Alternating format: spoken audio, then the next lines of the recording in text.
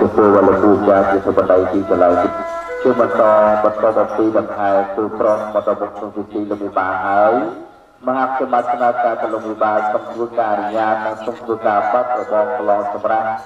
សក្ខាគុណប្រជុំរូបជាលំបានតាអស់របស់អង្គវិបាការដាក់ភ្លើងចន្ទ្រាប្រតាមពូជាផងរំផងជាគ្រួសារអ្នកសុខចិត្តបានទៅលោកអនុញ្ញាតគឺបានទៅបីអ្នកជាគ្រួសារអ្នកសុខចិត្តបានប្រាការជាលោកណាទូទៅបាត់របស់គូពេលលោកវិបាពុទ្ធជាបរិសុទ្ធស្ដីពីមង្គលណោមែនបើពុទ្ធជាបានអីទៅ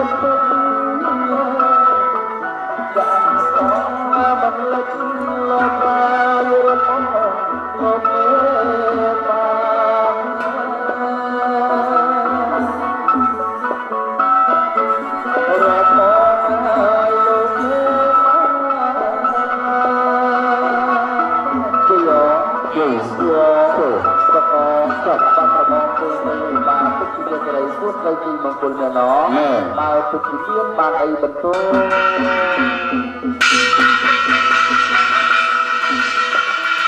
គុណណោ